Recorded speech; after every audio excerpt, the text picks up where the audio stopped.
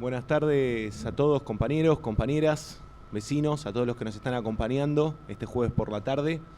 Les agradecemos a todos por venir. Como responsable de formación de este centro cultural, es para mí un honor tener la oportunidad de estar compartiendo el escenario con uno de los grandes maestros que tenemos en el campo nacional y popular, en términos de revisionismo histórico, en términos de interpretación y análisis de la realidad. Él es un historiador, es un gran escritor que ha trabajado mucho para poder explicarnos a todos nosotros las distintas problemáticas, no solo históricas, sino coyunturales de la política, siempre desde un claro toque nacional y popular. Es un gran placer para mí presentarles al compañero Norberto Galazo. Un fuerte aplauso, por favor.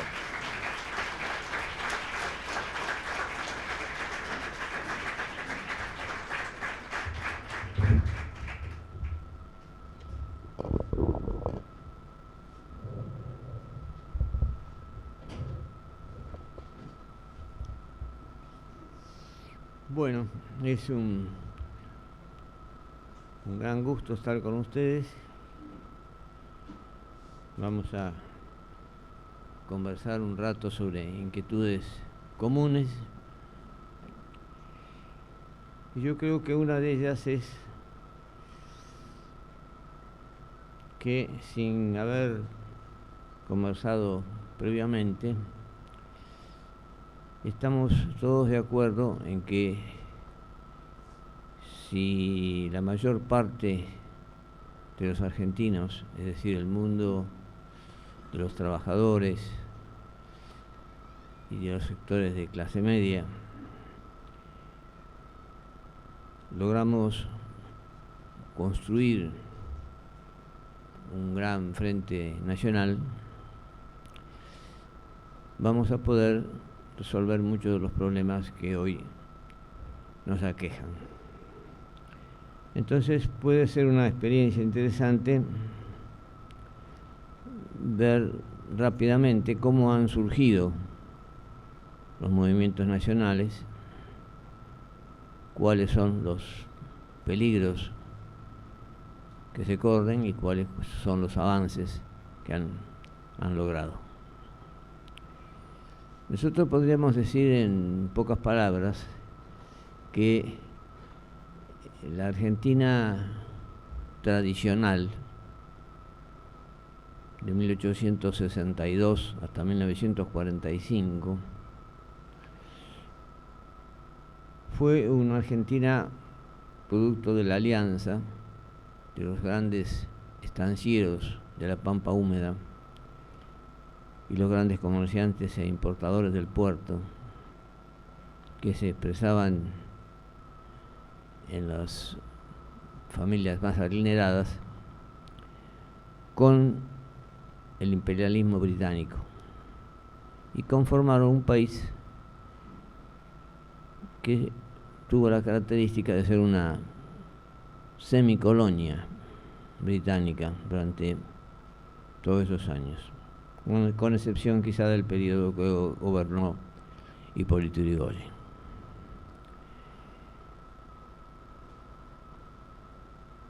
Podríamos decir entonces que las semicolonias existen cuando un país tiene bandera, himno, escarapela, tiene presidente, tiene Cámara de Diputados, de Senadores, y aparentemente es un país soberano. Pero los resortes económicos fundamentales están en manos del extranjero, que ha pactado con la clase más rica de ese país, y entonces no es un país independiente. Tampoco es una semicolonia, tampoco es una colonia, porque las colonias exigen que haya ejércitos de intervención extranjera dentro del país. Pero es una semicolonia porque no tiene voluntad propia, no toma decisiones que favorezcan a la mayoría de sus habitantes. Esto uno lo aprende con el tiempo, con las experiencias, cuando ve que la mayoría no está expresada en las políticas que se adoptan. Yo les quiero contar que, por casualidad, no por inteligencia, sino por casualidad, cuando yo era pibe, hace unos miles de años,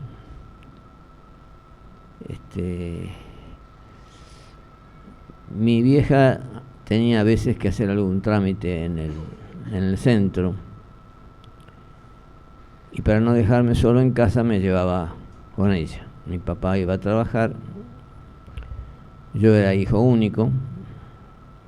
Disculpen si hay hijos o hijas únicas, pero generalmente los hijos únicos se carecen por ser consentidos, caprichosos y maleducados, porque desde chicos se acostumbran a que no tienen que compartir con nadie, entonces las quieren todas para ellos. De eso todavía me quedan algunos defectos que he tratado de ir salvando. Lo cierto es que cuando íbamos al centro y mi vieja hacía sus trámites, sus compras, yo la acompañaba de mala gana, salvo cuando pasábamos frente a alguna juguetería, en cuyo caso yo me detenía y me quedaba ahí plantado mirando la vidriera de la juguetería y viendo qué juguete quería que me compraran. Con una gran puntería, generalmente me fijaba en el juguete que posiblemente sería el más lindo, pero seguramente era el más caro. Y entonces mi mamá me tironeaba y finalmente me decía: no te lo puedo comprar. ¿O vos te crees que yo tengo la bolsa de Anchorena? Algunos se acordarán posiblemente porque era muy común eso. Un chico de 6, 7 años que escuchaba eso, ¿qué podía pensar quién era Anchorena? Lo que podía uno figurarse es que Anchorena era el tipo que era capaz de comprarse todos los juguetes del país. Y bueno, después, cuando estudiando la economía argentina, llegué a los Anchorena, me encontré con que la familia Anchorena llegó a tener 1 millón de hectáreas de propiedad de ellos en el país. Y eran la expresión de los hombres de la pampa húmeda, los estancieros de la pampa húmeda.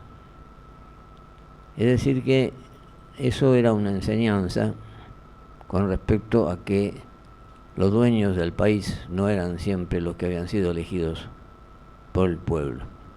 Pero en otra oportunidad, que se festejaba el cumpleaños de un primito mío que cumplía 8 años, yo fui y me puse al lado de la torta con las velitas, que estaban encendidas, y pretendía soplar y apagarlas, cuando yo no era el que cumplía años. Entonces mi viejo me llamó amablemente de la oreja, me llevó a un rincón y me dijo: tenés que entender para el resto de tu vida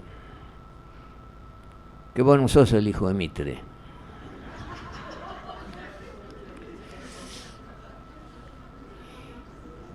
¿Y qué podía entender un pibe al que se le dice que no era el hijo de Mitre? ¿Quién era Mitre? Me imaginé que Mitre era el hombre capaz de apagarle las velitas a todo el mundo. Y en realidad después, estudiando la guerra de la Triple Lanza, me di cuenta que efectivamente no solo apagó las velitas del Paraguay, sino arrasó con el Paraguay. Esa Argentina estaba forjada por el acuerdo con el capital británico hecho durante la presidencia de Mitre, cuando se construyen los ferrocarriles con un trazado en abanico de Bahía Blanca a Buenos Aires, después del oeste a Buenos Aires y de Rosario, Córdoba a Buenos Aires. Es decir, Buenos Aires era el centro, porque era el puerto, por donde los ingleses iban a exportar sus carnes y también otros barcos extranjeros cereales a Europa, convirtiendo al país en un país productor con una granja semicolonial, y con los mismos barcos que volvían traían productos industriales, de tal modo que el país no debía tener industria para no molestar a las importaciones industriales. Era una especie de economía complementaria que significaba un gran beneficio porque se ganaban dinero con los fletes de los ferrocarriles y ganaban dinero también con las importaciones, y conseguían los productos ganaderos muy baratos. Esta era una cualidad de la Argentina, de la que generalmente no se habla. ¿Por qué la Argentina produjo siempre? Fue la gran productora de carnes y después fue llamado también el país del granero del mundo. La explicación residía en que la provincia de Buenos Aires tenía una pampa con una fertilidad extraordinaria, con una fertilidad mayor, con unas capas de humus, que es lo que le da fertilidad, mucho mayor que las de otros países, que además tenía un clima templado que no exigía construir establos ni tapar animales en la época de invierno, porque no había nieve, normalmente no hay nieve. Ese clima templado era muy favorable, y además la provincia estaba cercana a un puerto que daba al Atlántico, desde el cual se podían llevar esos productos y llegar a Europa, de tal modo que si un estanciero alemán o francés producía 1 kilo de carne, vamos a suponer, a 8, lo sacaba al mercado a la venta a 10 y se ganaba 2. Pero que si aparecía un ganadero, un ganado traído de la Argentina, el costo, en vez de ser 8, era 2 o 3. Quiere decir que el que vendía el producto argentino tenía una renta agraria diferencial, una ganancia muy importante, que significaba poder vender a menor precio y además seguir teniendo ganancias que se repartían entre los grandes ricos estancieros de la provincia de Buenos Aires y el capital británico, que es además el que ponía los barcos, porque la Argentina no tenía barcos. Esta situación se produjo, de esa situación se genera una diferencia entre lo que paga la Argentina y lo que cobra, que exige un endeudamiento permanente. Y ese endeudamiento ya había empezado de algún modo con el empréstito Baring Brothers, que llevan a cabo Bernardino Rivadavia y Manuel José García, con la banca de los Baring Brothers. Y después se acrecienta.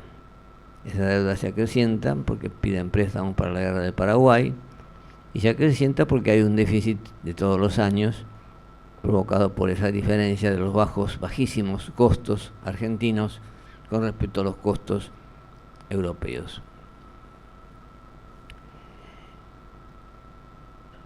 Esta situación tenía un inconveniente, que el país no tuviera industrias. Y si el país no tenía industrias, esto significaba que si el país crecía demográficamente, es decir, si los argentinos se amaban y tenían chicos, los chicos resulta que no tenían a dónde ir a trabajar, porque no había industrias. El campo se lleva adelante con muy poca mano de obra. En el campo también preside el amor, pero es el amor entre las vacas y los toros, y con eso es suficiente para que esto funcione con el cuidado, la vigilancia de algún peón que él solo vigila una amplia región de la estancia, por si alguna vaca se engancha con un alambrado, o por si alguna vaca se enferma o alguna cosa de ese estilo. Esto significaba que esa gran Argentina de que se habla a veces, ahora que se acostumbra a hablar de las herencias recibidas, esa gran Argentina estaba endeudada, y hacia fin de siglo, al 1900 más o menos, tenía unos 100 millones de libras esterlinas de deuda,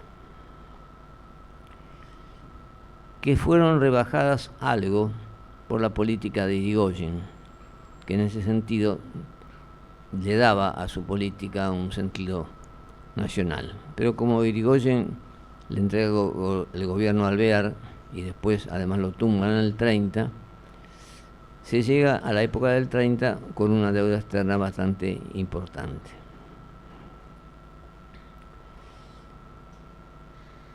Esto significa que hay desocupación, y cuando hay desocupación, el trabajador tiene una alternativa: o se queda sin trabajo o acepta los salarios bajos. Esto lo aprendió Pratgay, lo dijo en un discurso, lo explicó, que esto es una cosa que se hace a propósito. Las políticas de desindustrialización conducen a la política de debilitamiento del sindicato y a las políticas de bajos salarios. Y ocurre un fenómeno que es interesante consignar. Cuando en un país las empresas venden especialmente productos que venden al exterior, les conviene que haya desocupación, si es que no necesitan muchos laburantes, como en el campo. Les conviene porque eso significa que el salario, que es un costo, según lo explicó nuestro amado presidente el otro día, lo explica siempre, es un costo. Si ese costo baja, el salario, se puede producir, se puede vender al mismo precio que se vende en el mercado mundial, pero con un costo menor se obtienen grandes utilidades. En cambio, cuando las empresas tienen en cuenta la venta al mercado interno, comprenden, no con muy buen gusto, pero entienden que si alguien tiene que comprarles en el mercado interno, el salario no puede ser muy bajo, porque si no, ¿a quién le venden? Esto lo comprendieron algunos, que se los ha dado en llamar burgueses nacionales o empresarios nacionales, que no son los estancieros, sino los industriales. Lo que va a ocurrir del año 35 en adelante, y durante la guerra mundial del año 39 al 45, es que con motivo de la guerra empiezan a llegar menos productos importados, y con motivo de la guerra necesitan alimentar a sus ejércitos y salen más productos agropecuarios, y se empieza a generar un fenómeno especial, que es el de que el pequeño tallerista, que tiene un tallercito, que hace lo que puede con eso, lo empieza a ampliar hasta convertirlo en lo que hoy llamamos una pyme, es decir, una pequeña industria, y después en una mediana industria. Y entonces empieza a producirse este fenómeno de que empiezan a aumentar el número de obreros, ¿Dónde estaban esos obreros? Esos obreros eran argentinos que estaban en el interior, sin trabajo generalmente, recurriendo a la zafra, por ejemplo, en el periodo de zafra, en el periodo de cosecha, 3 meses de trabajo, y el resto del año vagueando como podían, o consiguiendo un apoyo de algún intendente que los pusiera en la nómina de empleados de peones municipales, con todos los inconvenientes que tiene esto, de que al no haber un trabajo permanente e instalado, el hombre no se afinca en el lugar. Está 3 meses en un lugar, se terminó la cosecha, se va a otro lugar.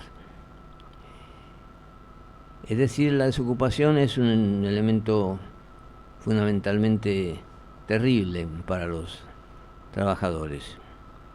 Yo recuerdo que en la primera entrevista que tuve con Arturo Jaureche, no sé por qué motivo se habló del divorcio, y yo le dije, yo era un muchacho de 20 y tantos años, ¿no?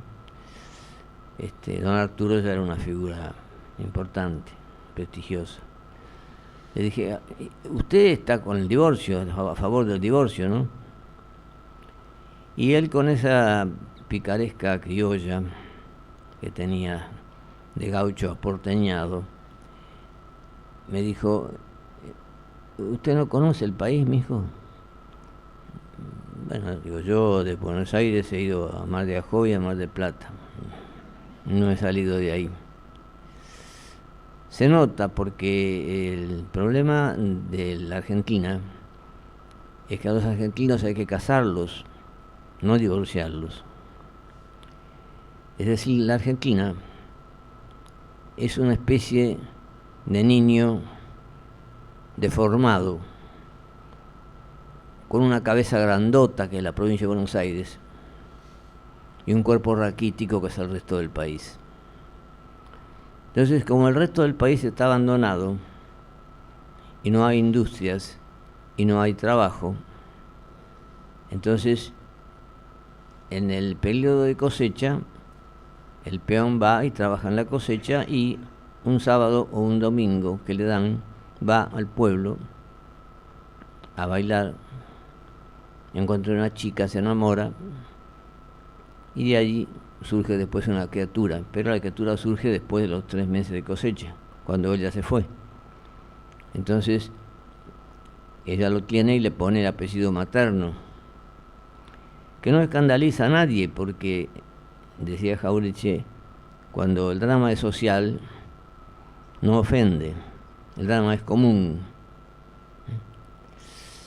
Entonces, lo que tenemos que hacer es tratar de industrializar todo el país, que haya trabajo para todos, que todos se casen, y después que se casen, si se pelean, le sacamos la ley de divorcio.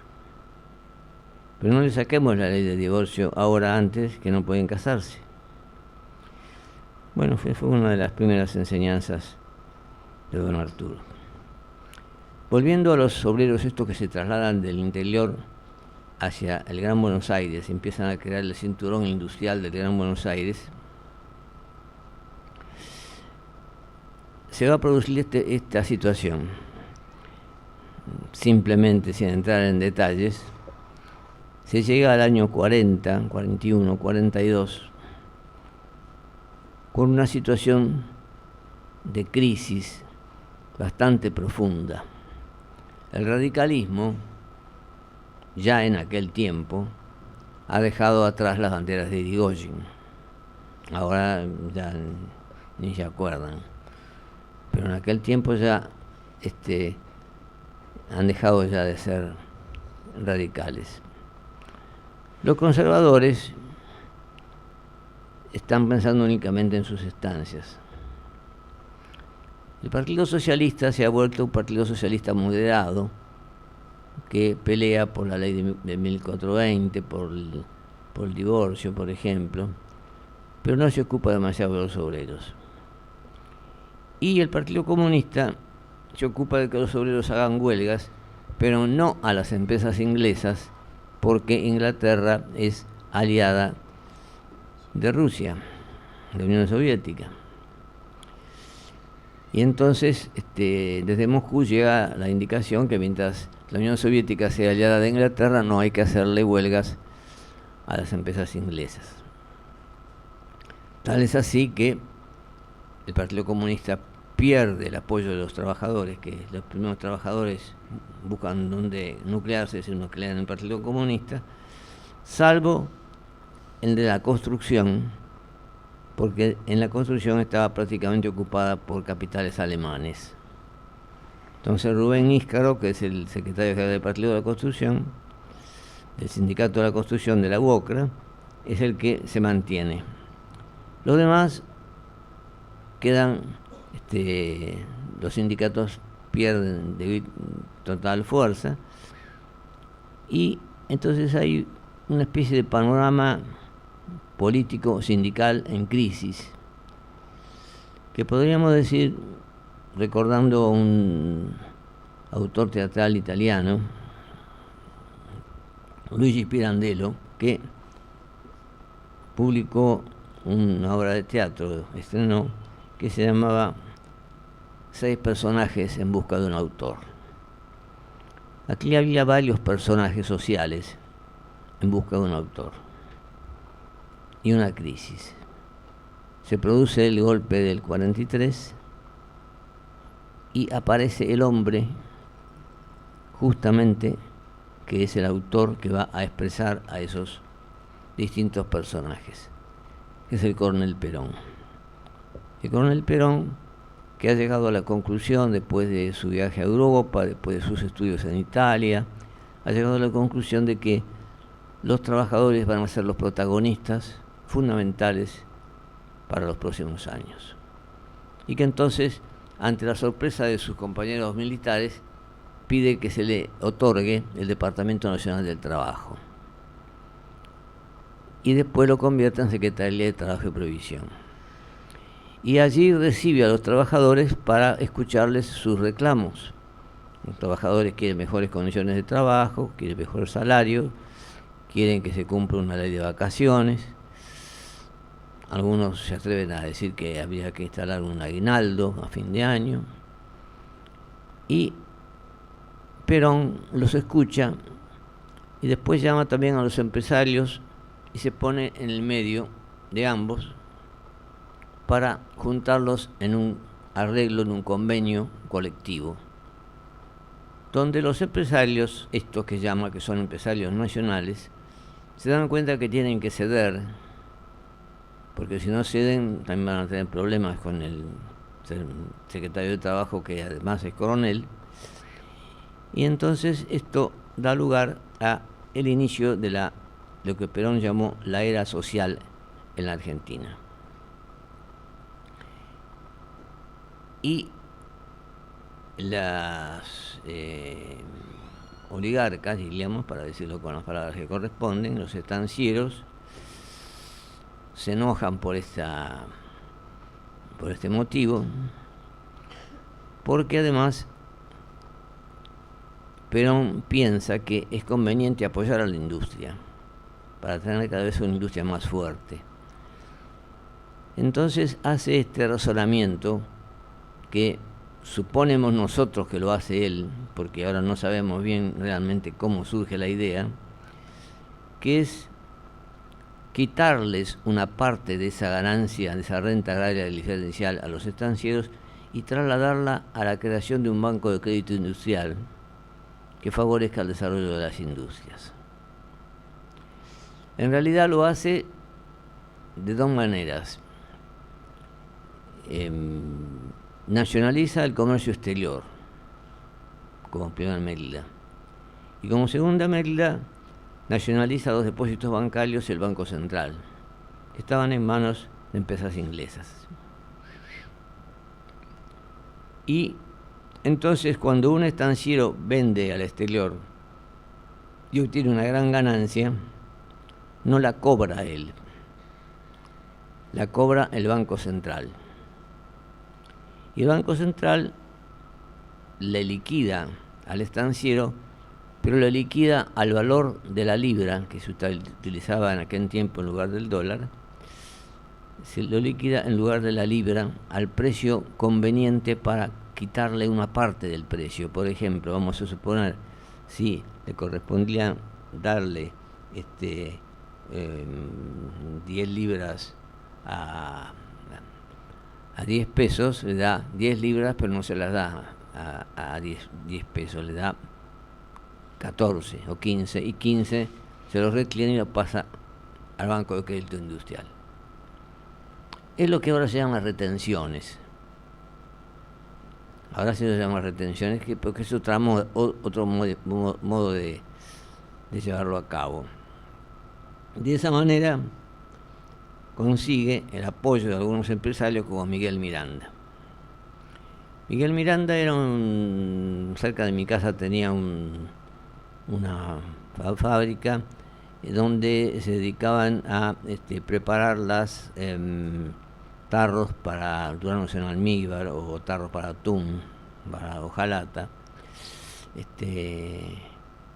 Los soldaban, los vendían lógicamente en la Argentina porque era una fábrica nueva, no podía salir a competir al exterior, y entonces era bastante considerado con los valores de los salarios.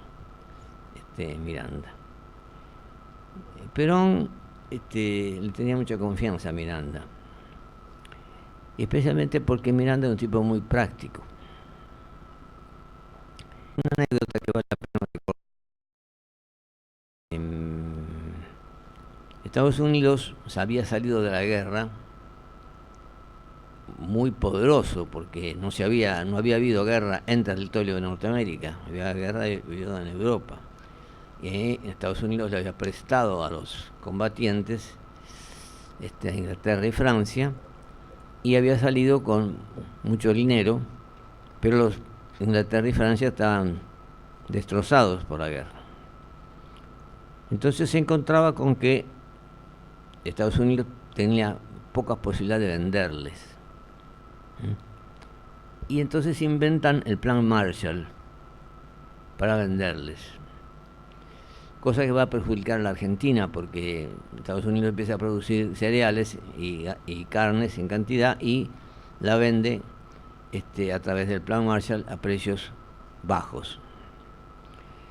Y estando en una reunión de gabinete, se hace mención al Plan Marshall, y uno de los ministros, que no sería el de Economía, por supuesto, le dice a Perón: general, ¿por qué no explica usted en qué consiste el Plan Marshall? Entonces Perón le dice a Miranda, usted que es más práctico, explíqueselo. Entonces Miranda le dice: mire, es muy simple, hay que pensar en un chico del barrio que juega a las bolitas con varios amigos, va a la esquina, juega a las bolitas y les gana. Al día siguiente se encuentra de nuevo con los amigos, juegan a las bolitas, le vuelve a ganar. Y al tercer día, cuando va a jugar, va a la esquina y los amigos no tienen bolitas, porque se las ganó todas él. Entonces, ¿cómo va a seguir jugando? Le presta bolitas a los amigos para poder seguir jugando, que es lo que está haciendo Estados Unidos con Inglaterra y Francia. Es decir, que esto es el Plan Marshall, le dicen Miranda. Consecuencia de esto es que el Plan Marshall, podríamos decir, al cual perjudica mucho a la Argentina, es una cuestión de bolitas. Igual que el Fondo Monetario, que es una cuestión de bolitas. Es decir, de tener bolitas o no tener bolitas en relación con el Fondo Monetario, que es lo que plantea Perón después, y se niega a adherir al Fondo Monetario. El único país de América Latina que no entra al Fondo Monetario. Y esto permite un crecimiento de Argentina muy importante, con trabajadores que tienen mayor consumo, que van a los chicos a la escuela, a la universidad, que van a hacer turismo. Hay un escritor, Enrique Silverstein, que dice que la gente de clase media se escandalizaba porque iba a la playa y se chocaba con obreros y no se podía más porque uno iba por la arena, levantaba una piedra y encontraba un obrero, había obreros por todos lados. Y entonces esto está ligado a una política de independencia económica y de justicia social al mismo tiempo, porque se eleva notablemente la situación de los trabajadores, y de soberanía política que le permite a Perón hablar de la tercera posición y no ponerse en favor ni de Estados Unidos ni de la Unión Soviética. Estos factores se dificultan cuando caen los precios internacionales después del año 50, 51, y encima hay 2 sequías muy prolongadas, y eso es aprovechado por la clase dominante para dar el golpe. Primero el bombardeo tremendo, trágico del 16 de junio y después el golpe que derroca a Perón el 16 de septiembre del 55. Allí, en ese momento, el movimiento nacional, el gran movimiento nacional que ha forjado Perón, con obreros por un lado, empresarios por otro, y militares por otro, sobre los cuales él tiene vinculación, y también con vinculación con sectores de la Iglesia, empieza a desgajarse, empieza a agrietarse ese gran movimiento nacional. Cuando los grandes movimientos nacionales se agrietan, entonces el enemigo oligárquico trata de dar el golpe. Y da el golpe, lo derroca y lo proscribe a Perón por 18 años. Después vuelve a producirse, en los años 70, la conformación del reagrupamiento del movimiento nacional, porque muchos hijos de gente de clase media ven en la vuelta del peronismo la única solución de volver a armar esa gran fuerza para poder hacer una Argentina soberana, igualitaria, independiente y en crecimiento. Eso se frustra porque hay un desentendimiento, que no vale la pena ahora tocarlo, entre los sectores de derecha del peronismo, porque en todo movimiento nacional aparecen muchos sectores, y algunos son más derechosos, otros son más izquierdistas. Aparecen algunos como Cook, por ejemplo, que dice el peronismo tiene que ser cada vez más socialista, y aparecen otros que dicen no, el peronismo tiene que ser el peronismo y nada más. Bueno, la muerte de Perón significa además el comienzo del derrumbe del Perón, así como se había derrumbado antes el radicalismo. Los movimientos nacionales crecen, se desarrollan y a veces se mantienen mucho tiempo y a veces no. A veces entran a declinar, como en este caso, especialmente por el fallecimiento del líder. Y comienza un periodo de que los sociólogos llaman democracia restringida. Democracia restringida quiere decir vamos todos a la democracia menos el partido mayoritario. Es una cosa muy especial, muy graciosa. Y durante 18 años hacen elecciones sin el peronismo. Cuando lo dejan al peronismo ir a elecciones, en el año 62 el peronismo gana y entonces anulan las elecciones. Eso es democracia restringida. Y se va produciendo un derrumbe, especialmente porque también dentro del peronismo se producen disidencias y en determinado momento gana las elecciones en el 89 con Menem a la cabeza y pareciera que está formándose otra vez ese gran movimiento nacional y va otra vez a Argentina a avanzar, a crecer, a tener mayor justicia social, mayor soberanía, pero Menem traiciona las banderas. No solo Menem, sino la gran parte de la dirigencia del peronismo, y entonces esto convierte otra vez a la Argentina en una Argentina con desocupación, con bajos salarios, y con endeudamiento externo. Y el endeudamiento externo se sigue manifestando cada vez más vigorosamente. Hasta que Menem es derrotado, termina las elecciones, Duhalde se presenta como presidente, es derrotado por De la Rúa, y De la Rúa sigue la política de Menem, llevando a la Argentina a una situación de gravedad tal que se producen saqueos y la gente sale a la calle reclamando, y se produce una fuerte represión que provoca 30 muertos en el año 2001. Y en el año 2001, al salir del año 2001, nos encontramos con un radicalismo que se ha expresado en un hombre desde su derecha, que es De la Rúa, que está además desprestigiado por la represión que ha realizado. O un peronismo que también está bastante desprestigiado por todas las políticas liberales que hizo Menem, con jóvenes bien intencionados de la izquierda que quieren la revolución social mañana, toda perfecta y bonita y terminada, decorada y todo, y que sacan 3 votos nada más en las elecciones. Y entonces se produce una situación semejante a aquella de los años 40. Y por esos azares del destino, Menem quiere volver, la gente no lo quiere más, Duhalde quiere mantenerse en el gobierno o nombrar a alguna persona que lo represente, y finalmente un intelectual muy importante, Nicolás Casullo, dice: esta vez me parece que las cosas van a venir del sur. Y efectivamente vino un pingüino del sur que se presentó a elecciones, que fue Néstor Kirchner. Néstor Kirchner no tenía inicialmente ese gran movimiento nacional, tenía el 22% de los votos nada más.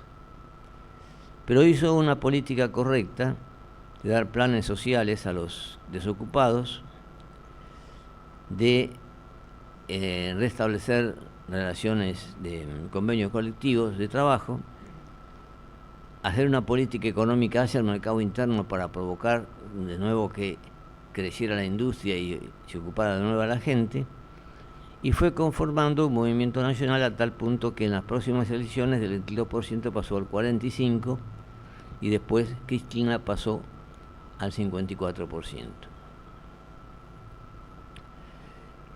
Este movimiento nacional pudo hacer avances importantes, muy semejantes a los que había hecho Perón.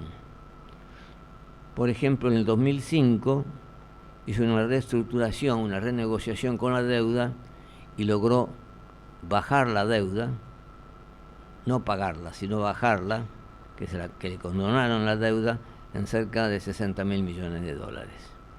Y en el 2010 Cristina hizo lo mismo y logró que bajaran otros 20 y tantos mil millones de dólares. Es decir, logró reducir la deuda del 100% al 7% más o menos. Y logró conformar ese gran movimiento donde desgraciadamente se produjo el fallecimiento de Néstor Kirchner y una crisis mundial impresionante desencadenada en el año 2008 que afectó bastante a la Argentina con la quiebra del banco norteamericano Lehman Brothers. Y esto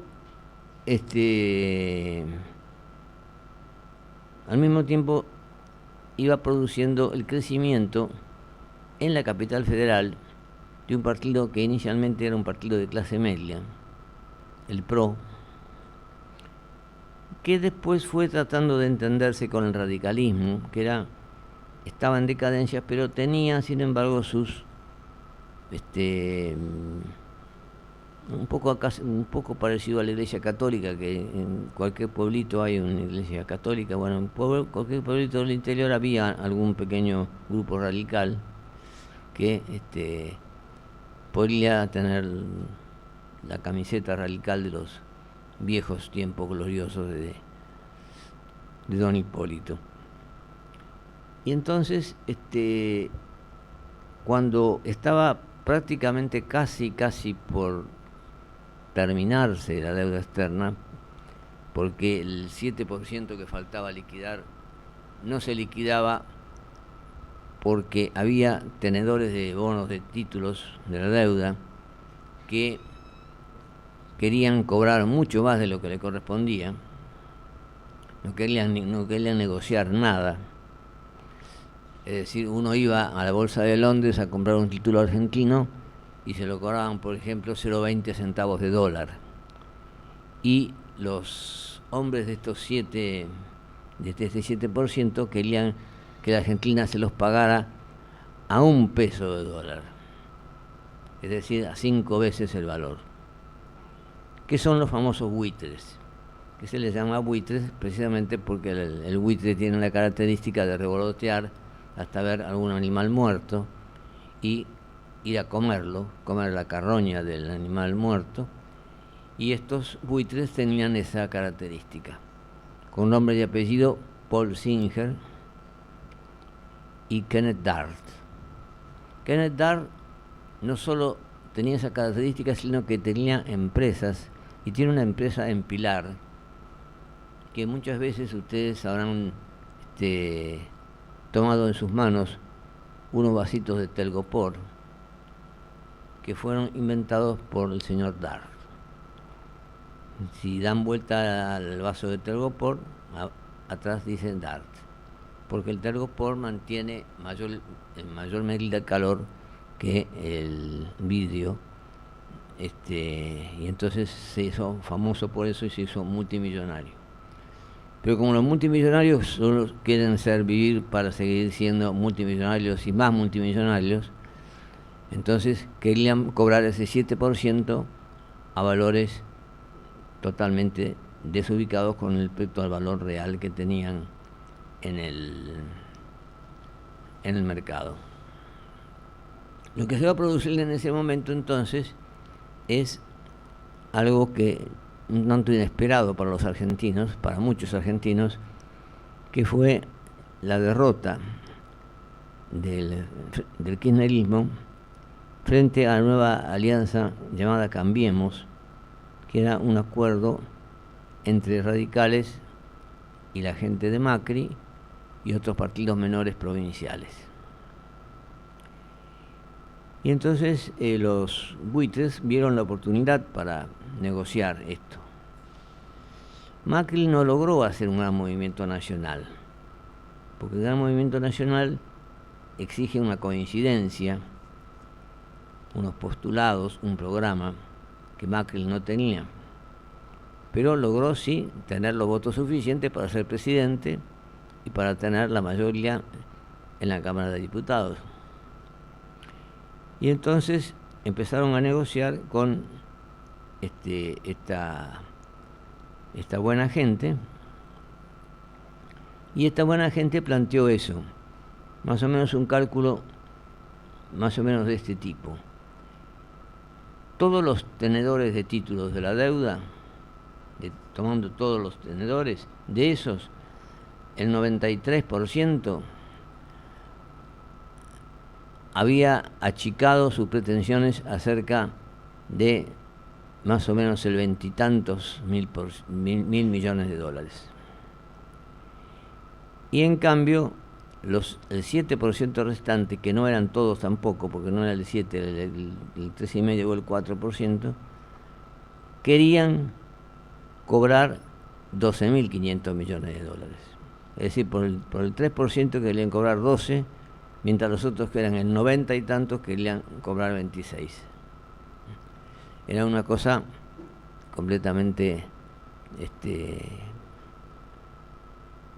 fuera de lugar, que había sido rechazada en varias oportunidades por el kirchnerismo, y que fue aprobada por el gobierno de Macri y aprobada después en la Cámara de Diputados y en la Cámara de Senadores.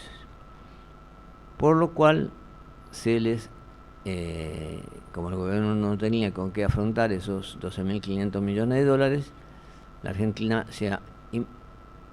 ha tomado préstamos ahora por 15.000 millones de dólares, porque además de pagarles a ellos hay que pagarles a los abogados y a todos estos. Y entonces se ha producido este fenómeno. La Argentina se ha vuelto a endeudar, pero tiene que pagar intereses y tiene que pagar el capital todos los años, con lo cual tiene que tener el Estado mayores ingresos que egresos, y eso lleva a que los nuevos tenedores de títulos pongan exigencias, que lean el 4% del total de la producción argentina de todo el año para ellos. Se llegó finalmente al 3,5%, se les hizo una pequeña rebaja, y hay que pagar eso. Como consecuencia de eso, el gobierno planteó que eso se iba a lograr con un aluvión de dólares que iban a venir desde el exterior, al ver que la Argentina era una buena pagadora. Pero lo que pasa es que no vienen dólares del exterior, porque el exterior está muy mal, y porque la Argentina está muy mal, porque para que vengan inversores tiene que haber un gran mercado interno, porque ninguno va a venir a invertir si acá nadie compra, o si cada vez la gente compra menos. Entonces, la política que se ha realizado de devaluación ha provocado un aumento extraordinario en los alimentos especialmente, y en casi todos los productos, que ha generado una disminución, una retracción del mercado interno. Y consiguientemente, si el mercado interno vende poco, ahí empieza que cierran, hay desocupación. Y ya desocupación, hay una inflación del 40% en 6 meses, pero hay un aumento del 32% a los salarios. Es decir, los trabajadores no pueden discutir salarios cuando hay poco trabajo. Aparentemente esta situación se iba a mejorar en el segundo semestre, según decía Macri, pero no se ha mejorado. Y entonces la Argentina está volviendo lentamente a una situación semejante a la del 40 y a la del posterior del 73. Es decir, a una situación donde no hay grandes partidos, porque el Frente para la Victoria está bastante fragmentado, donde el partido que está en el gobierno tiene graves dificultades, porque le está exigiendo al pueblo un esfuerzo que el pueblo se niega, como por ejemplo en el caso de los tarifazos. Le está exigiendo un aumento desorbitado, que después lo bajaron, pero igualmente siguió siendo desorbitado porque un aumento del 400% sobre lo que se pagaba el año anterior. Y esto provoca una situación interna muy peligrosa, digamos, que se han manifestado ya en varias grandes manifestaciones, porque acuérdense que cuando se produjo una situación similar hubo grandes manifestaciones en 19 y 20 de diciembre del 2001 y hubo una represión feroz de la cual murieron 30 personas. En este caso la protesta es mayor porque no se produce la reactivación que se esperaba, y entonces no aparecen tampoco figuras importantes que formulen un plan alternativo a este plan que se está llevando a cabo. De tal manera que, dando vueltas por la historia, como hemos tratado de hacer en este ratito, nos encontramos con que son fundamentales los grandes movimientos nacionales.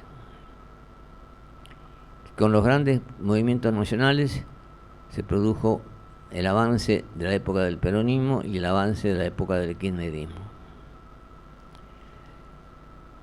Como así también se había producido en la época de Irigoyen, en menor medida. En menor medida es cierto también que con Irigoyen el salario real de los trabajadores había aumentado hasta que se produjo el descalabro, la tragedia de la Semana Trágica.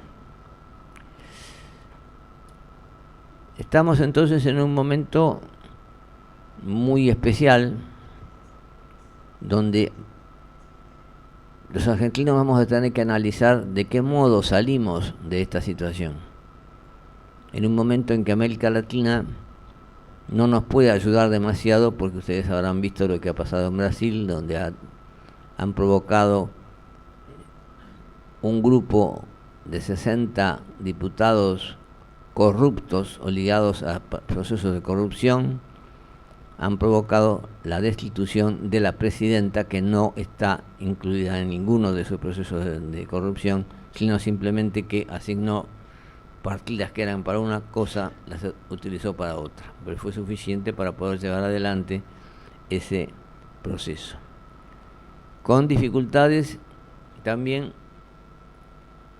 en otros países, como en el caso de Venezuela, que también tiene sus dificultades, y hace que todo el proceso que fue formando el UNASUR o el CELAC, que eran el intento viejo de San Martín y Bolívar de armar una América Latina unida, se vea debilitado.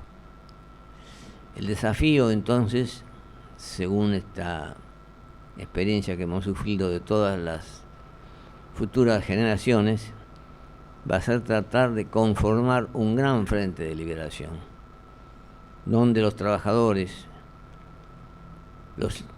trabajadores independientes, los cuentapropistas, la gente de clase media de menores ingresos, los maestros, los curas de la Acción por los Pobres, incluso los sectores de menores ingresos del ejército, tiendan a conformar una fuerza que sea suficientemente mayoritaria para poder llevar adelante un proceso realmente transformador, para que la Argentina, en medio de una crisis que todavía no ha superado el mundo, que todavía sigue en el mundo, pueda desarrollar su economía, crear una situación de precios razonables para su población y lograr que los niveles de desocupación no pasen del 3 al 4%.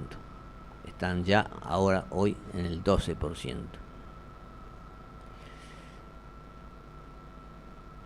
¿Qué conclusión sacamos de todo esto? Que es necesario un esfuerzo de todos nosotros. Un esfuerzo para comprender lo que está pasando, un esfuerzo para intervenir en los acontecimientos, no dejar que los acontecimientos sigan su curso, sino para intervenir, concurrir, como están haciendo ustedes, a una reunión política para escuchar, para disentir, para ver de qué modo es posible armar una gran fuerza para crear condiciones para las transformaciones que la Argentina necesita urgentemente. Ante ese desafío, reivindicamos una línea histórica importante, la lucha aquella de Mariano Moreno con el plan de operaciones, que quería expropiar a los más ricos porque decía que las fortunas agigantadas en pocas manos son perjudiciales para los países. O Dorrego, que le puso precios máximos al pan, por ejemplo, en aquel tiempo. O Irigoyen, que hizo algo importante en los intentos por crear un banco central y por crear una escuadra que recuperó tierras mal habidas de los conservadores, o en el caso de Perón, que prácticamente llevó adelante las tres banderas que todavía tienen vigencia, o en el caso de Kirchner, que continuó la política de Perón, a la cual sumó la política de los derechos humanos. Esta parece ser uno de los desafíos, una de las cosas a las cuales debemos abocarnos para no precipitarnos en la declinación que tiene ahora Brasil y que es muy, muy complicada, sino para revertir la situación y recrear las condiciones de una Argentina en avance, cada vez más, donde la vida cada vez sea más digna de ser vivida. Gracias.